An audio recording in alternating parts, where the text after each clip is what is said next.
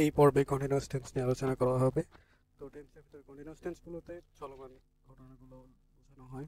Present continuous অর্থাৎ বর্তমানে কোনো কিছু চলমান, পাস্ট কন্টিনিউয়াস অতীতে কোনো কিছু চলমান ছিল, ফিউচার কন্টিনিউয়াস ভবিষ্যতে কোনো কিছু চলমান থাকবে, কোনো কিছু হতে থাকবে। সাধু ভাষাতে এগুলো এইভাবে ভাগ করা যায়: বর্তমানে তেসি, অতীতে তেছিলাম, ভবিষ্যতে তে থাকবো, অর্থাৎ তেসি, তেছিলাম, তে থাকবো। আর চলিত ভাষার দিক থেকে কোনো কিছু করছি, করছিলাম, করতে থাকবো, বলছি, বলছিলাম, বলতে থাকবো, লিখছি, লিখছিলাম, লিখতে থাকবো। Present continuous I am going, আমি যাচ্ছি। এখানে গোয়িং এর পরিবর্তে যদি অন্য কিছু বসায়, যেমনটা আই এম রিডিং, আমি পড়ছি, আই এম রাইটিং, আমি লিখছি, আই এম হেল্পিং, আমি সাহায্য করছি। আরেকটা কথা বলে রাখি যে প্রেজেন্ট কন্টিনিউয়াস টেন্সে তিনটা অক্সিলারি ভার্ব আছে: অ্যাম, is, R.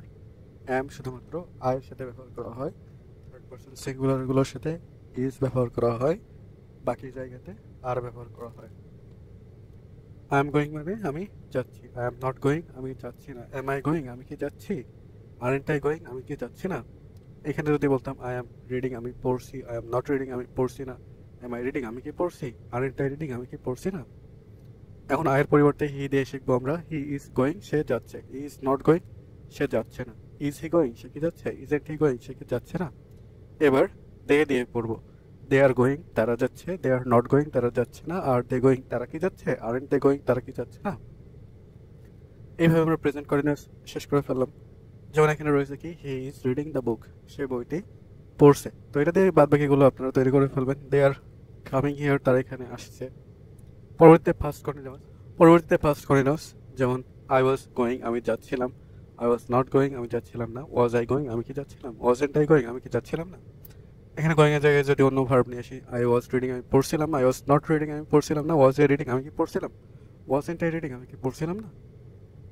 We were going, আমরা যাচ্ছিলাম; উই আর নট গোয়িং, আমরা যাচ্ছিলাম না; ওয়ার উই গোয়িং, আমরা কি যাচ্ছিলাম; ওয়ারেন্ট উই গোয়িং, আমরা কি যাচ্ছিলাম না।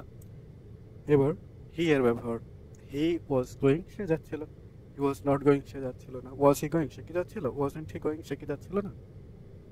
আমরা যদি ইউ ব্যবহার করি: ইউ ওয়ার গোয়িং, তুমি যাচ্ছিলে; তুমির সাথে লে শব্দটা মিলে, যার কারণে তুমি যাচ্ছিলে হবে। ইউ আর নট গোয়িং, তুমি যাচ্ছিলে না; ওয়ার ইউ গোয়িং, তুমি কি যাচ্ছিলে; ওয়ারেন্ট ইউ গোয়িং, তুমি কি যাচ্ছিলে না। ইউ আর রিডিং, তুমি পড়ছিলে; ইউ আর নট রিডিং, তুমি পড়ছিলে না; ওয়ার ইউ রিডিং, তুমি কি পড়ছিলে; ওয়ারেন্ট ইউ রিডিং, তুমি কি পড়ছিলে না। এবার পাস্ট কন্টিনিউয়াসের উদাহরণ যেমনটা এখানে রয়েছে: আই ওয়াজ রিডিং, আমি পড়ছিলাম। তাহলে এটার আলোকে আপনারা বাদ বাকি এগুলো তৈরি করে ফেলবেন খাতায় অবশ্যই। পরবর্তীতে ফিউচার কন্টিনিউয়াসের ক্ষেত্রে কোনো কিছু করতে থাকবো, কোনো কিছু হতে থাকবে এমন বোঝাবে। যেমন আই শ্যাল বি গোয়িং, আমি যেতে থাকবো; I shall not be going, আমি যেতে থাকবো না; শ্যাল আই বি গোয়িং, আমি কি যেতে থাকবো; শ্যান্ট আই বি গোয়িং, আমি কি যেতে থাকবো না। যদি এখানে গো এর পরিবর্তে সে নিয়ে আসা হয়, তো আই শ্যাল বি সেইং, আমি বলতে থাকবো; I shall not be saying, আমি বলতে থাকবো না; শ্যাল আই বি সেইং, আমি কি বলতে থাকবো; শ্যান্ট আই বি সেইং, আমি কি বলতে থাকবো না। আবার যদি উই নিয়ে আসি, তাহলে উই শব্দের অর্থ কি, আমরা; উই শ্যাল বি গোয়িং, আমরা যেতে থাকবো; we shall not be going, আমরা যেতে থাকবো না; শ্যাল উই বি গোয়িং, আমরা কি যেতে থাকবো; শ্যান্ট উই বি গোয়িং, আমরা কি যেতে থাকবো না। যদি একই রকম ভাবে হি নিয়ে আসি, তাহলে হি উইল বি গোয়িং, সে যেতে থাকবে; he will not be going, সে যেতে থাকবে না; উইল হি বি গোয়িং, সে কি যেতে থাকবে; ওয়ন্ট হি বি গোয়িং, সে কি যেতে থাকবে না। যদি ইউ নিয়ে আসতাম তাহলে কেমন হতো: ইউ উইল বি গোয়িং, তুমি যেতে থাকবে; you will not be going, তুমি যেতে থাকবে না; উইল ইউ বি গোয়িং, তুমি কি যেতে থাকবে; ওয়ন্ট ইউ বি গোয়িং, তুমি কি যেতে থাকবে না। অর্থাৎ এভাবে পার্সন পরিবর্তন করে, ভার্ব পরিবর্তন করে, নতুন শব্দ নিয়ে এসে আমরা সেন্টেন্সগুলোকে বর্ধিত করতে পারবো, মডিফাই করতে পারবো, আবার বিভিন্নভাবে নতুন নতুন টেন্সও তৈরি করতে পারবো। যেমনটা যদি এখানে বলা হয় আই ওয়াজ রিডিং, মানে আমি পড়ছিলাম; আই ওয়াজ রিডিং মানে কি, আমি পড়ছিলাম। যদি এখন বলি I was reading the book, আমি বইটি পড়ছিলাম; I was reading a novel, আমি একটা উপন্যাস পড়ছিলাম; I was reading the holy Quran, আমি পবিত্র কোরআন পড়ছিলাম। অর্থাৎ নতুন শব্দ নিয়ে আসার কারণে আমরা বিভিন্নভাবে বাক্য লিখতে পারছি, আর এগুলোই আমাদের ফ্রি হ্যান্ড রাইটিংয়ের ক্ষেত্রে খুবই দরকার লাগবে।